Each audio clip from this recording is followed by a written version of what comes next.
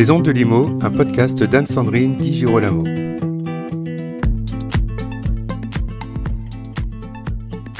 Bonjour, notre invité aujourd'hui c'est Jean-Marc Torolion, président de la FNAIM et bien sûr syndic. Alors, vous pourriez penser que j'exagère en lui soumettant le fameux vers de Corneille, au rage, au désespoir, aux vieillesses ennemies, quoique. Jean-Marc Torolion, bonjour, vous êtes président de la FNAIM, vous avez longtemps pratiqué le métier de syndic, donc si vous voulez bien, on va parler vrai. Je me permets d'emprunter à Corneille un vers fameux, et je vous le soumets, au rage, au désespoir, aux vieillesses ennemies. On va peut-être évoquer la rage, ou en tout cas la colère des syndics. Sur le titre tout d'abord, est-ce qu'il faut repartir sur la question de la protection du titre ? Est-ce qu'on peut parler impunément de néo-syndic, pour être plus clair ? Non, on ne peut pas parler impunément de néo-syndic. L'objectif de la protection de la dénomination de syndic, c'était de faire en sorte que cette notion de tiers de confiance, qui répond à une législation précise et à des obligations précises et des engagements précis, puisse être reconnue. Et moi, je milite pour que le syndic soit véritablement un tiers de confiance. Au fond, la loi, qu'est-ce qu'elle a dit ? Elle a dit que nous étions des tiers de confiance. Ça se mesure d'ailleurs à certaines obligations nouvelles, peut-être qu'on en parlera. Mais est-ce que le client nous considère comme aujourd'hui un tiers de confiance ? Oui et non, en tout cas pas pleinement. Et la rage des syndics, pour prendre donc le premier mot de ce vers, la rage des syndics, elle est peut-être dans cette frustration que nous ressentons tous au regard du niveau d'exigence de ce métier, de ne pas avoir une reconnaissance de nos clients à la hauteur de ce qu'est un métier qui gère finalement 10 millions de logements en France, sur une loi qui date de 1965, même si elle a été réformée, et sur un modèle qui par ailleurs s'exporte et qui a fait la démonstration de sa pertinence. Mais confiance, je crois que vous avez dit un mot important.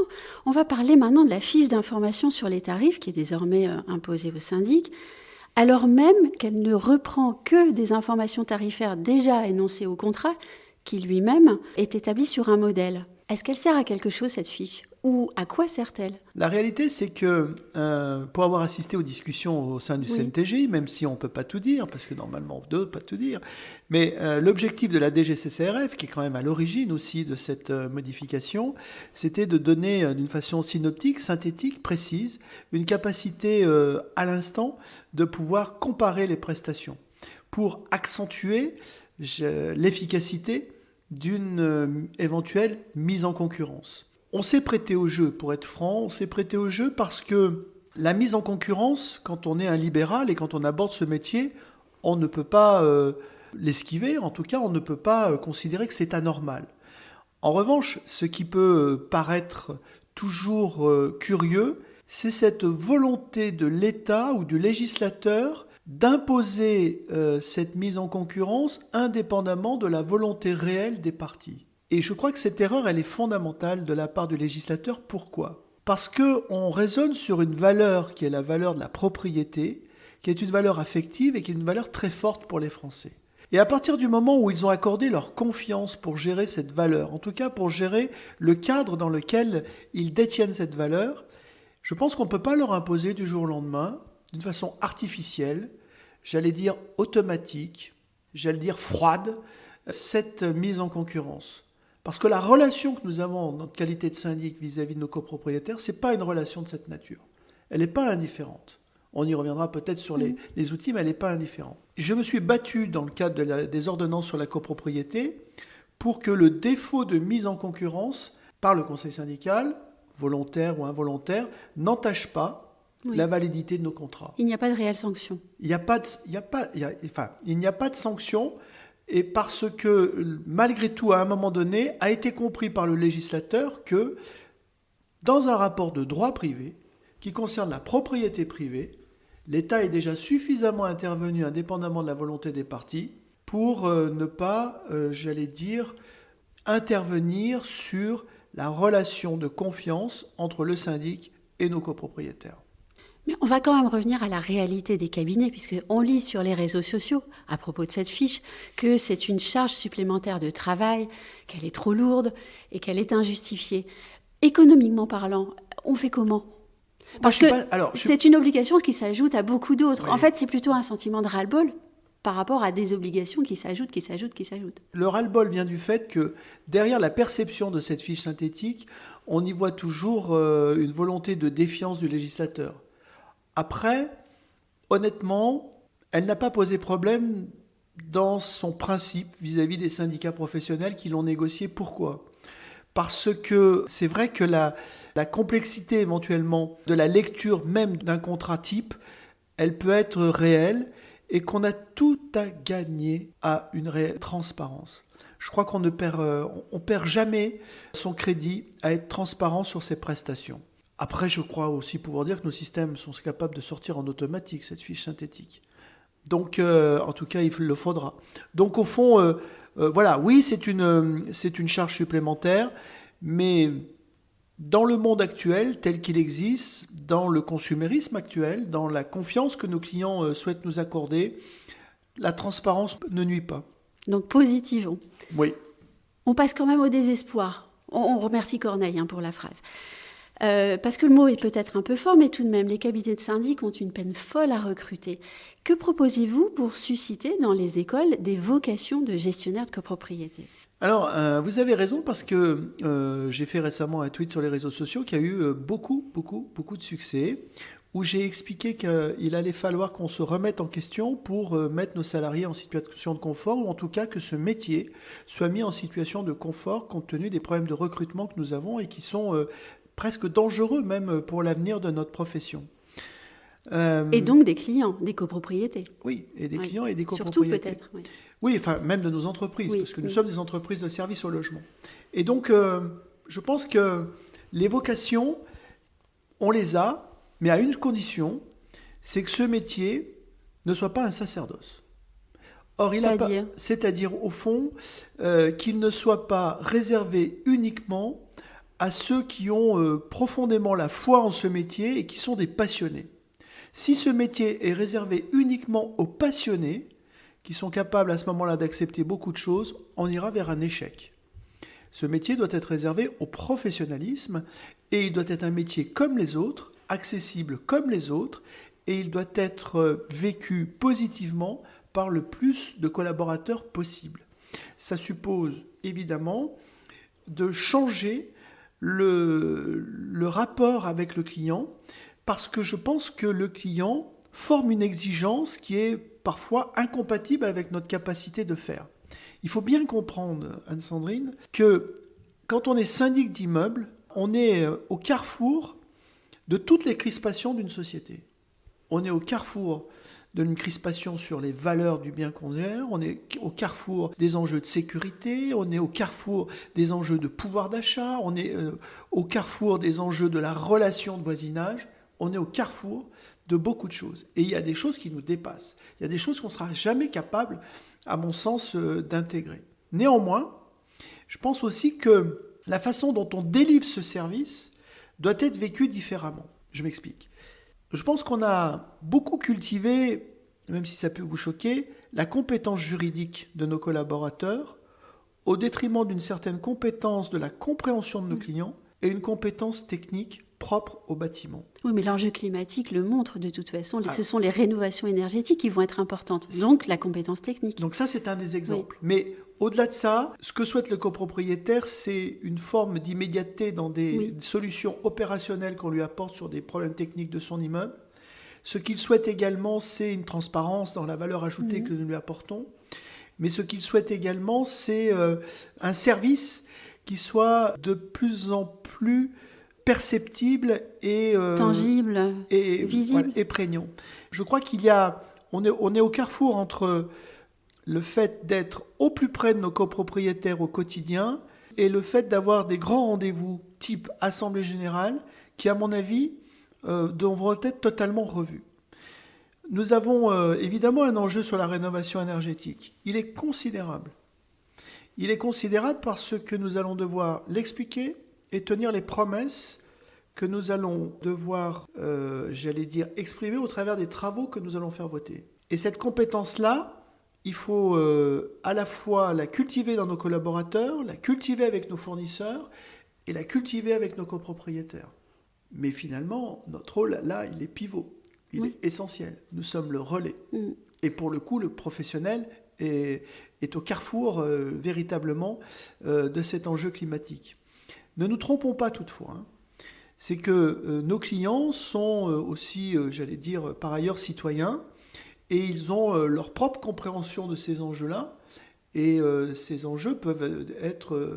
il peut y avoir une compréhension qui diverge, selon qu'on a 80 ans ou selon qu'on a 40 ans dans l'immeuble, selon qu'on soit bailleur ou propriétaire occupant, selon qu'on soit primo-accédant et déjà avoir remboursé son prêt. Et donc, cette alchimie-là, eh bien, c'est le talent du syndic que d'amener son immeuble vers la solution la plus profitable pour tous et la plus juste. Et il n'y a pas d'échelle de valeur entre les problèmes des uns et des autres, au fond. C'est une société, dans toute sa diversité. La copropriété, au fond, c'est un modèle d'autogestion. Et cette autogestion, elle s'appuie sur 3 organes. L'Assemblée générale, qui est, j'allais dire, l'organe de souveraineté absolue. Le conseil syndical, dont le rôle a beaucoup dévié au fil du temps, parce que d'un organisme de contrôle, il est quasiment passé à un organisme d'autogestion, et le syndic, qui est au fond l'exécutif de cette copropriété, et qui se doit de la mise en œuvre, mais qui n'est pas un exécutif passif. Et c'est toute la difficulté de ce métier. Je crois que le syndic ne doit pas être réduit, ni par le conseil syndical, ni par l'Assemblée générale, à un exécutant passif. Et le syndic ne doit pas accepter d'être un exécutant passif. Et cette proactivité, il doit la démontrer dans son professionnalisme. Et elle doit être acceptée et reconnue. Moi, je considère qu'aujourd'hui, on a abaissé le syndic au regard de cette capacité qu'il a normalement d'être beaucoup plus proactif dans son immeuble et en situation, j'allais dire, d'amener des solutions. Il ne doit pas se réduire à la volonté du conseil syndical. C'est plus facile à dire qu'à faire. Vous parlez d'abaisser. La mauvaise réputation du métier est très souvent reprise dans les médias et c'est un vrai marronnier. On parlait tout à l'heure des crispations de la société et les médias, les grands médias, se font parfois un immense plaisir de reprendre le sujet du syndic bashing. Qu'est-ce qu'il faut faire ? Est-ce qu'il faut faire, au-delà d'un film, je dirais, est-ce qu'il y a un vrai travail de lobbying et de valorisation du métier auprès des médias et des journalistes ou pas ? Moi, j'ai coutume de dire que la France ne nous aime pas, mais nos clients nous aiment. C'est-à-dire que quand on a... Les clients lisent quand même. Ouais, les clients lisent. Mais finalement, nous, on a fait un sondage à la Fédération nationale de l'immobilier. Et on s'est aperçu que le critère de satisfaction, très satisfait ou satisfait de ce syndic, il est à 65%. Quand on connaît l'échelle un petit peu de satisfaction, 65% c'est moyen. Parce que la bonne échelle, c'est d'être au-delà de 70%. Néanmoins, et contrairement à ce qu'on a pu penser, cette moyenne-là, elle est plutôt intéressante, d'autant que suivant les régions, elle monte à 85%. Et ce dont on s'est aperçu, c'est que la satisfaction du syndic, elle était croissante dans les villes moyennes et en milieu rural, elle était décroissante en milieu urbain. C'est là où il faut s'interroger aussi sur l'exigence du client, selon qu'il est finalement peut-être en proximité et avec des valeurs un petit peu différentes lorsqu'il est en ville moyenne et lorsqu'il est en milieu urbain. Ce qui caractérise le milieu urbain également, c'est qu'on a beaucoup de bailleurs. Donc la gestion est plus complexe parfois par rapport à d'autres typologies d'immeubles. Vous savez, l'agence de proximité dans les villes moyennes, c'est celle où quand on fait son marché, on pousse la porte de l'agence pour amener son chèque d'appel de fonds, d'appel de charges ou pour signaler un problème. Dans les grandes villes, on a une forme beaucoup plus impersonnelle de la gestion, voire, j'allais dire, plus distante, et donc des jugements beaucoup plus abrupts.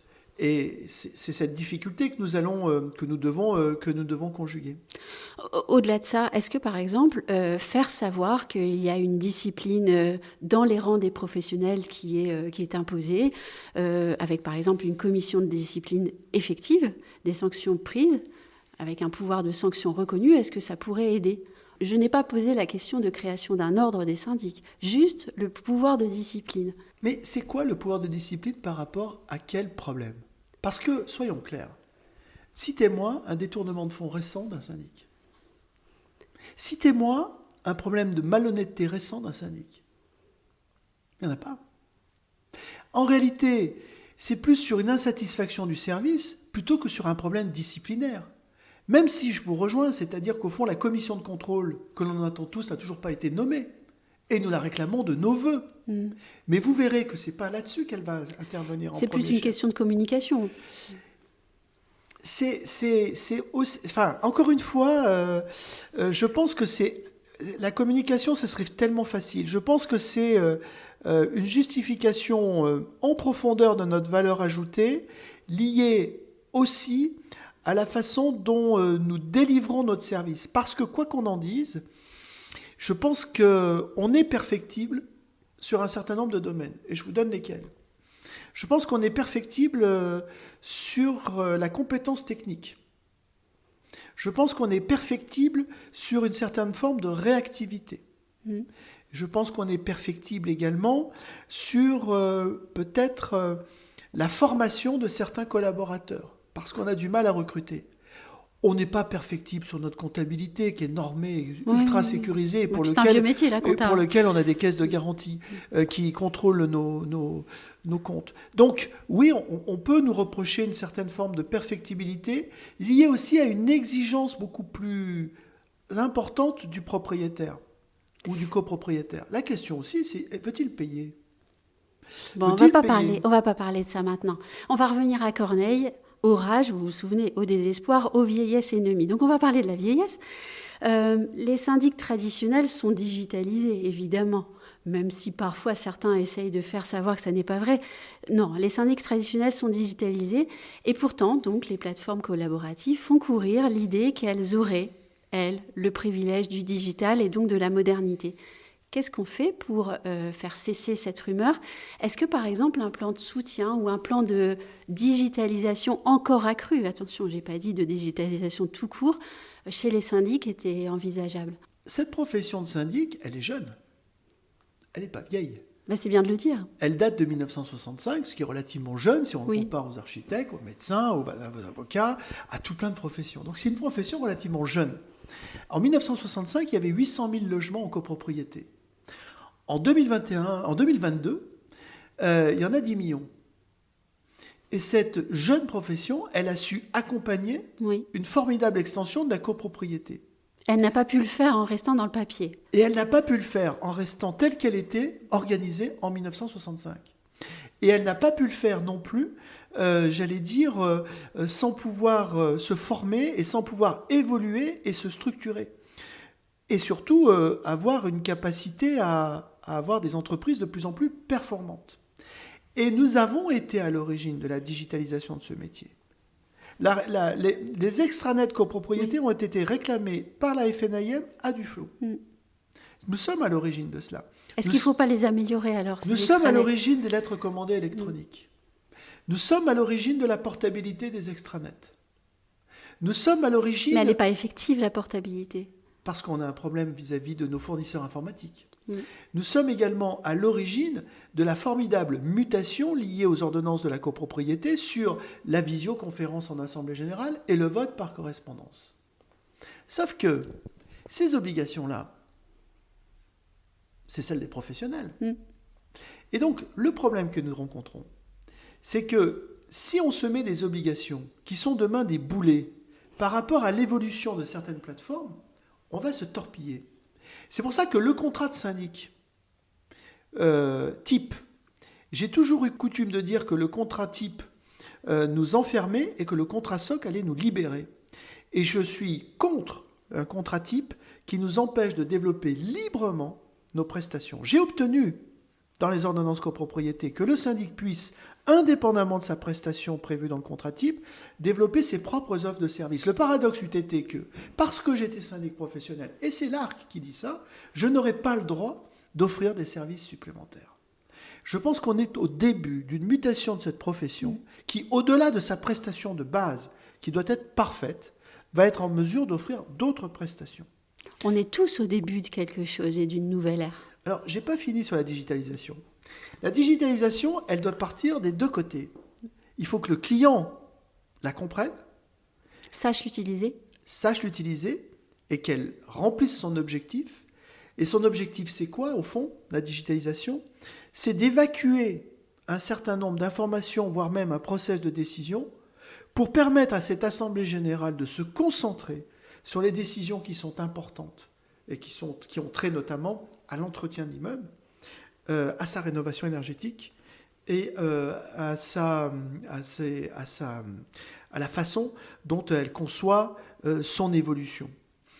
Moi, je suis vraiment soucieux de cela parce que la législation, elle a encombré nos ordres du jour de toute une série de questions qui rendent ces assemblées générales fastidieuses. Et les outils que nous devons mettre en place doivent permettre, une pré-information nécessaire aux copropriétaires pour qu'au moment où ils s'expriment en assemblée générale, on n'ait pas presque à refaire le débat, c'est-à-dire qu'effectivement, on conclut un travail amont. Pour cela, il nous faut du temps, il nous faut des moyens, il faut une nouvelle forme de gestion. Mais le vote par correspondance risque de modifier également beaucoup la faculté d'expression de nos copropriétaires et elle nécessite justement une réelle information avant de s'exprimer par correspondance parce que c'est difficile au fond, sur une simple résolution technique, de prendre position. On pourrait demander par exemple au syndic de rédiger une note d'intention ? On peut demander au syndic de rédiger une note d'intention, on peut même demander au syndic par visio de faire une pré-information sur des dossiers importants, par exemple la rénovation énergétique où on engage 20 ou 30 000 euros par lot.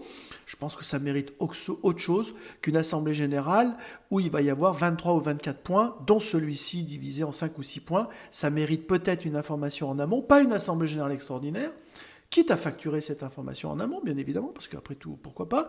Mais voilà, et on arrive en assemblée générale avec un débat qui est posé, serein, préparé, et des prises de décision à ce moment-là qui sont, relativement rapides. On fait donc confiance aux syndics et à leur créativité et à leur professionnalisme. Oui, à condition que le cadre juridique qu'on leur impose le permette.